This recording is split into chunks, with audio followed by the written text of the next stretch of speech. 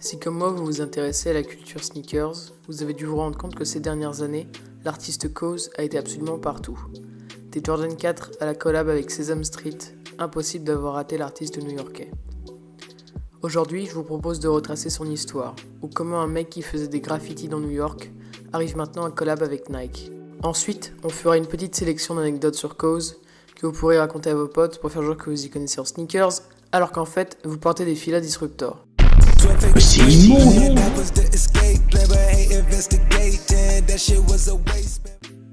Notre histoire débute à New York en 1991. Le jeune Brian Donnelly passe son temps à faire du skate et peindre par-dessus des annonces publicitaires. Au début de son aventure, il dessine simplement sa signature, KAWS, mais très vite les New-Yorkais verront l'apparition de Scully et un peu plus tard Bendy, les deux personnages mythiques de l'artiste qu'il finira par dessiner littéralement partout. Pour ces personnages, KAWS trouve son inspiration dans les dessins animés de son enfance, comme Astro Boy, les Looney Tunes ou encore Pinocchio. C'est d'ailleurs dans l'univers des dessins animés que Brian trouvera son premier travail. En effet, il travaillera avec Disney pour le film Les 101 Dalmatiens. Mais il n'aura aucune influence sur le film puisque Disney ne lui donnera comme responsabilité que de pouvoir dessiner les poils noirs et blancs des Dalmatiens. Oui, dit comme ça sonne pas incroyable. Bref, après son travail chez Disney, il modifiera légèrement Scully pour qu'il ait le même pantalon que Mickey et ainsi faire une référence à son premier job. Entre-temps, il publiera une de ses œuvres les plus connues, une parodie d'un album des Beatles avec des personnages des Simpsons dessinés à la manière de KAWS. Admiratif de la culture japonaise depuis toujours, Brian profitera de sa notoriété pour partir vivre au Japon. Là-bas, il fera la connaissance de Nigo, le créateur de Bape. C'est avec Nigo qu'il fera Original Fake, une marque de vêtements en commun qui aura même un petit magasin à Tokyo. Cette marque sera un coup de pub monstre pour KAWS puisqu'en 2008, il collabore avec Kanye West pour la pochette d'un album. Et comme vous le savez, ces 10 dernières années, tout ce que Kanye West met en avant d'une manière ou d'une autre, les marques se l'arrachent. C'est donc comme ça qu'il arrive à collab avec toutes les marques du moment, et que n'importe qui s'intéresse un peu à la culture sneakers a déjà vu la tête de Scully, au moins une fois. Voilà, maintenant que vous êtes au courant de son histoire, on va passer aux anecdotes.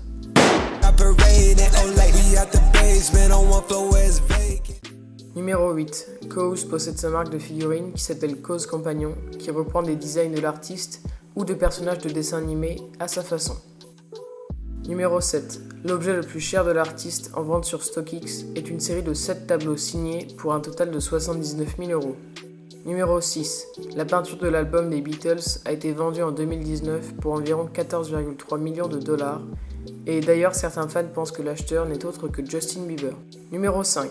KAWS a réalisé son œuvre la plus grande en 2019 à Taïwan et c'est une sculpture gonflable d'un peu plus de 33 mètres de haut. Décidément, 2019 a été une très bonne année pour l'artiste. 4. KAWS est à l'origine de la pochette du single The Scots de Travis Scott et Kid Cudi. Mais si, vous savez, c'est le morceau qui fait We put the mic outside, edit shit out. You letting the scouts outside. We running this house. Ain't no control in the game. Numéro 3. Apparemment, KAWS serait assez proche de Travis Scott puisque Travis lui a offert la Jordan 4 violette réservée aux amis du chanteur. Vous pouvez aller vérifier, c'est dans la story à la une de Travis. Numéro 2. Scully a été créé en tant que skin du jeu Fortnite.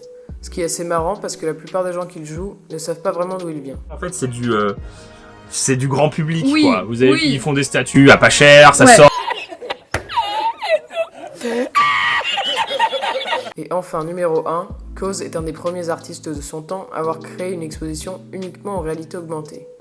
Moi, je trouve ça vraiment sympa, dites-moi ce que vous en pensez.